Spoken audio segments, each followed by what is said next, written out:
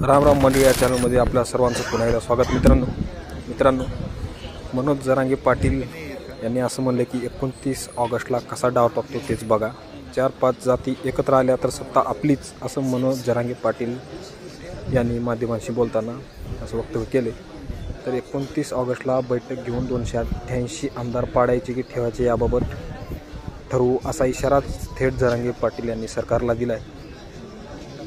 तर 29 ऑगस्टला कसा डाव टाकतो बघा असं म्हणत मराठा आरक्षण आंदोलन करते मनोज जरांगे यांनी 4-5 जाती एकत्र आल्या तर सत्ता आपलीच असून आगामी विधानसभा निवडणुकीच्या पार्श्वभूमीवर समीकरण जुळले नाहीतर पाडापाडी करावी लागेल असं त्यांनी म्हटले। मराठा आरक्षण आंदोलन करते मनोज जरांगे यांनी जालन्यातील अंतरवाली सराटीमध्ये 5व्यांदा आमरण उपोषणास सुरुवात केली आहे। 29 ऑगस्टला बैठक घेऊन 288 आमदार पाडायचे की ठेवायचे याबाबत ठरवू, असा इशाराच थेट जरांगे यांनी सरकारला दिला आहे। यावेळी आपल्याला राज्यात मतदारसंघनिहाय तयारी करायची असल्याचे त्यांनी सांगितले। आपल्याला समीकरण जुळवावे लागणार, एका जातीवर कोणीच निवडून येऊ शकत नाही, त्यामुळे आपल्याला समीकरण जुळवावं लागणार आहे, असं मनोज जरांगे पाटील यांनी म्हटले। समीकरण जुळले नाही तर आपल्याला उमेदवार उभे करून जमणार नाही। जो म्हणेल ओबीसी मधून तुमची मागणी पूर्ण करू त्याला आपण निवडून आणायचं, मग पाडापाडी करावी लागेल, असं म्हणत 29 ऑगस्टला कसा डाव टाकतो बघा असा इशारा थेट जरांगे पाटील यांनी सरकारला दिला आहे।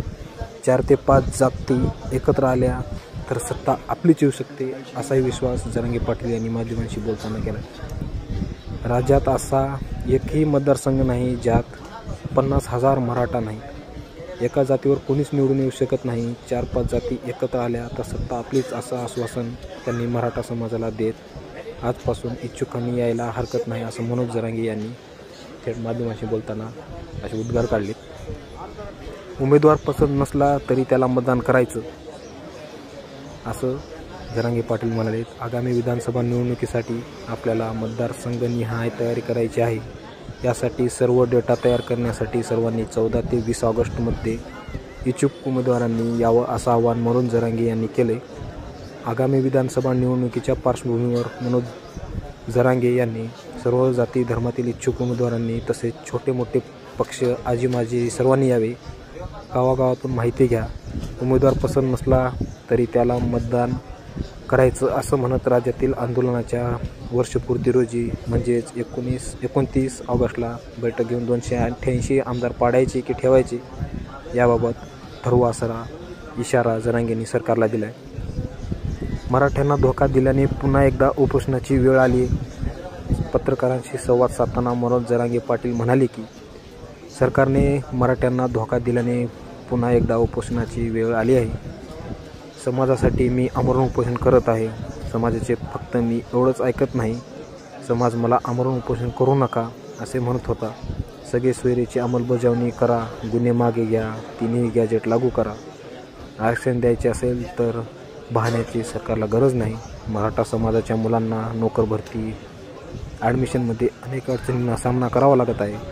EWS सुरू ठेवावे, तसेच ECBC आणि कुणबी हे तिन्ही प्रमाणपत्र सुरू ठेवावे, अशी मागणी त्यांनी यावेळी समाज माध्यमांशी बोलताना केली आहे। तर मित्रांनो, कसा वाटला व्हिडिओ आम्हाला नक्की कॉमेंट करून कळवा आणि अशाच नवीन व्हिडिओसाठी आपल्या राम राम मंडळी या चॅनलला सबस्क्राईब करा। धन्यवाद। जय जवान, जय किसान, जय महाराष्ट्र, जय भारत। धन्यवाद।